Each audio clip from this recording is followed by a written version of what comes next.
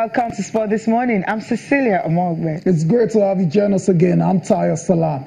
This is what the show looks like. It's all about the 2018 FIFA World Cup, and the Super Eagles of Nigeria have intensifying preparations for their next game against Iceland. That match is going to happen. It's going to go down on Friday, and the Super Eagles say they are ready. Are they really ready, Cecilia? Obviously, they're ready. Definitely, they're ready. Of course, the NFF is saying that, look, they are all behind them, and they want all the people in Russia, as long as they're in Russia, have to go to the stadium to cheer the Super Eagles to victory. We don't want the dominance of the Icelandic team. We know how they can be very loud. When I mean loud, you guys know what I'm talking about. All right, so on the program, well, African teams, is this the end of the road for the Pharaohs of Egypt?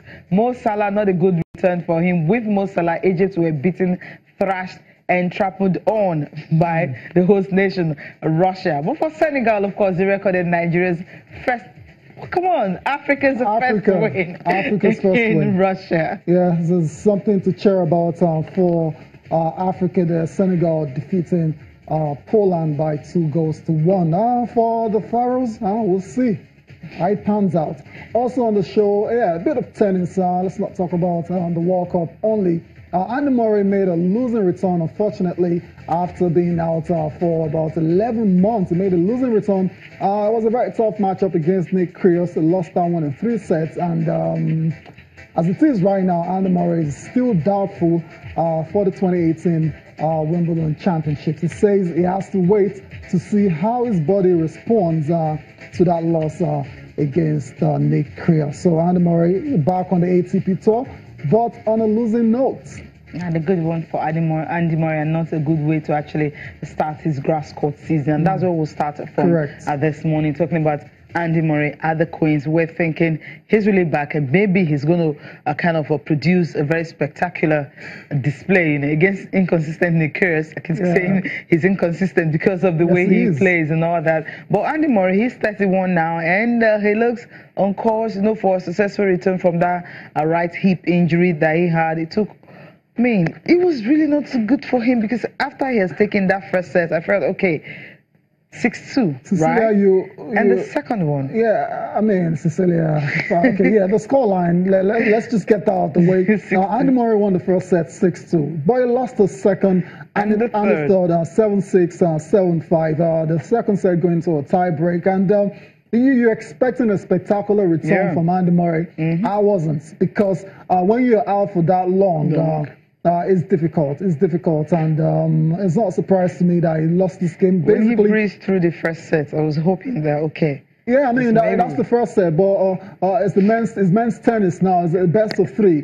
So you might win the first and lose the next 2, and you still crash out of the competition. That's exactly what happened to Andy Murray. And as I said, for me, it was a decent return. It showed glimpses, it showed flashes of the never say die Andy Murray we've gotten used to. But it wasn't enough, because Nick Kyrgios on his day can't beat anybody, even though he's inconsistent. I totally agree with you on that one. But on the day, he was a better player. It showed more quality, and he won the game. And through to the second round. That's what is important, right? That's what's important. Winning the game, and this is his first victory over Andy Murray in 6 meetings. So, well, hope he can continue with that. But you have some big shots in the screen, so he may not just get that far.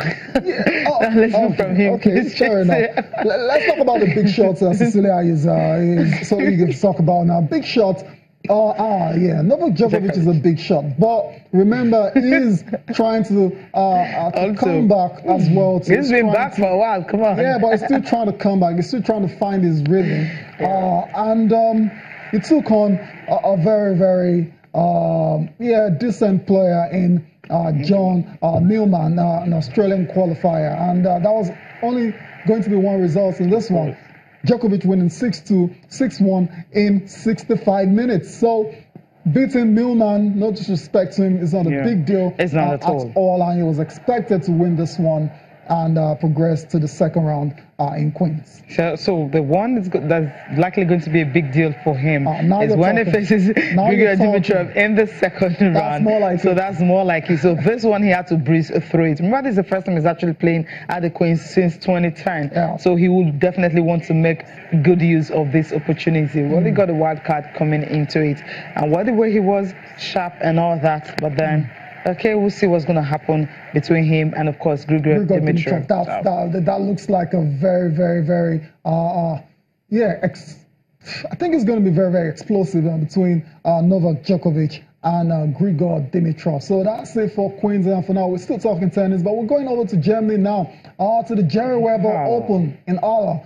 And Alexander Zverev, he was there, but he's been knocked out now. But the guy has not been knocked out. Roger Federer, the king of grass. If you have the king of playing Rafael Nadal, the king of grass is Roger Federer. There's no doubt about it. You can't even debate that. He took on a player, Slovenia's Aljaž Bedene, in his first round clash, and it was a breeze. Celia ended 6-3, 6-4. Federer doing what is expected of him. That's 17 games he's won in a row now on grass, dating back to last year's Wimbledon title. And the one he won just last week in Stuttgart. Yeah, that's Roger Federer for you. In this particular one, he dropped just 8 points on his serve, and of course, he wasn't even troubled at all. More like a one-sided victory for Roger Federer, expectedly. Yeah. So, well, we'll see what's going to happen. But then he's going to be meeting Frenchman Benoit Paire. Benoit Paire. I mean, Benoit Paire is a big player, decent, but the head-to-head, Federer has won 6 in a row. So so you expect Federer to get another win. And Federer, there's the extra motivation of trying to win this title, which is won over and over and over and over again, so he can retain the world #1 spot.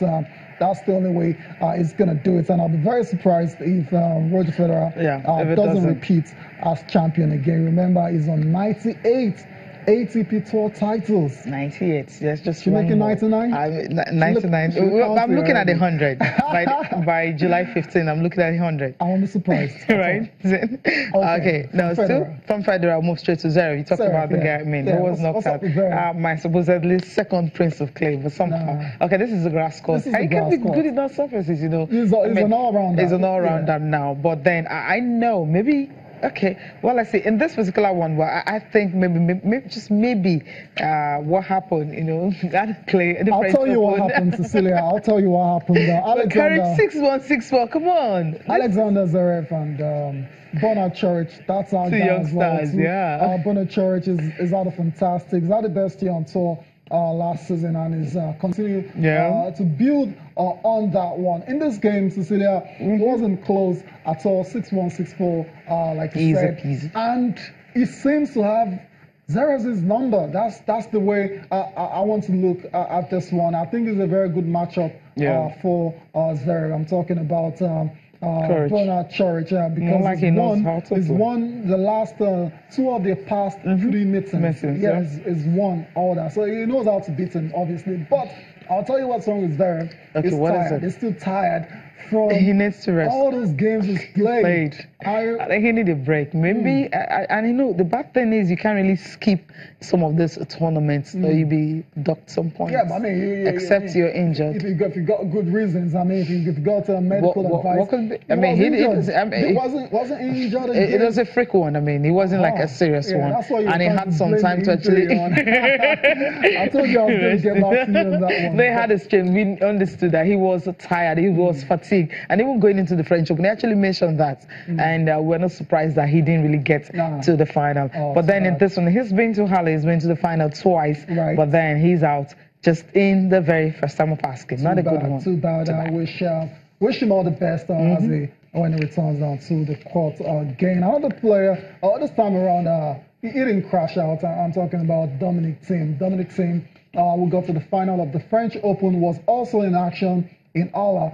It took on Russia's Mikhail Yuzny, and Thiem has continued his great form, which is bringing over from Paris. He won 7-6, 6-2 to progress to the second round. He hit 19 aces and converted 3 break points to collect his 36th victory of the season. So he's one of the most informed players on tour. No surprises at all. Dominic Thiem, for me, is the heir to Rafael Nadal on clay. On all the surfaces, it's decent as well. It's still improving. It's just 24, and he has a lot of years ahead of him. Okay, when is he going to win the 1,000 Masters? It's coming. Title? It's going to come. Grand Slam title. Just when is that? So any day, anytime, I'll pick Zverev over him. Yeah, it's coming. Yeah, I keep coming. The time will come. Both guys are both. They're really good players. Two of the best young stars. Of course, that we have right now. We can have different views of them, but they're both great players. They're great. So Dominic Thiem also through to the next round at the Jerry Weber Open. So that's it. We'll leave it for tennis for now. Let's talk a bit of football. Not the World Cup just yet. The transfer news, I mean, it's been overshadowed by the World Cup for obvious because it's reasons. The biggest tournament. Exactly. Ever. But Arsenal, they're making big moves. They signed a defender a few weeks ago. The Switzerland player, his name beats me right now. But they've gone on to sign they another signed an player. unknown player from Switzerland. No, it's not unknown. He's a veteran. You're trying to remember his name. So because it's not pop. It's not like Thank pop, you. That's That's it. He's a good player. He's a very good player. But let's talk about what they've done. Yeah, that's a big just one. Now. I understand this. Bernd This is Leno, better. Bayer Leverkusen goalkeeper, has agreed to join Arsenal. Subject to the medicals and every other formalities are being sorted out. And this guy is a very good goalkeeper. He's German. He's played loads of games for his club, Bayer Leverkusen. And the signing for me just simply means because the signing this guy who is in his prime is 26 is coming to challenge for the #1 spot. And Arsenal right now they've got Petr Cech as and #1. David Ospina. So those are two solid goalkeepers. We're seeing what Ospina is doing already at the World Cup for Colombia. There's Petr Cech as well too. And now they're bringing Bernd Leno. And it's going to be very interesting to see. You're sure this is not going to be their #1 goalkeeper? That's what it looks like. I mean, this is the manager's choice. This is Unai Emery. This is who he wants to work with. A statement right there. This is the guy he wants. And so Petr Cech will have to sit on the bench. He'll be very interesting to see how they manage that situation. Petr Cech doesn't want to sit on the bench. That's all. That's why he left Chelsea. That's why he left Chelsea. And he came to Arsenal to be #1. And now you're getting someone here. I don't think that this dude that is coming over would definitely want to sit on the bench either. Yeah, I don't think so because this guy is very vastly experienced. Even though he's 26. He's played over 230 games for his club in the Bundesliga. So it's not a baby at all. And I'm sure he wants to play for one of the biggest sides in England as well. We'll see how it goes with Bernd Leno. Wish him all the best. Still talking on Arsenal. As one player is coming in, another player is going out. Jack Wilshere, after 17 years, is confirmed he will leave the Gunners. This guy, some people will say he didn't fulfill his potentials. At all. You agree with that, he didn't have the opportunity. Maybe Arsene Wenger didn't know where to use him and all that, but then a lot of injuries and all that added to it. He just didn't. Maybe if he gets to another club, he might just fulfill his heart desire. Okay, Jack Wilshere he says he's going to leave Arsenal after a meeting with the new boss, Unai Emery. Emery failed to convince him of regular playing time. And that's what he wanted. And that's what he wants. And he's even gone he's gone on to agree reduced terms to play for the Arsenal. But the regular playing time has refused to come, and he says he's going to have to leave. The club is known all his life. Jack Wilshere that made 197 appearances from 2018 to 20. Winning the FA Cup twice in 2014 and 2015. And Arsenal have come, they're paying tribute to him on social media already. His first game was September 20, 2018. Final game, May 6, 2018. Good luck, Jack. Good luck is needed. I really can't say, but then I think some clubs will make do with of course. I think some clubs will definitely have a lot of takers.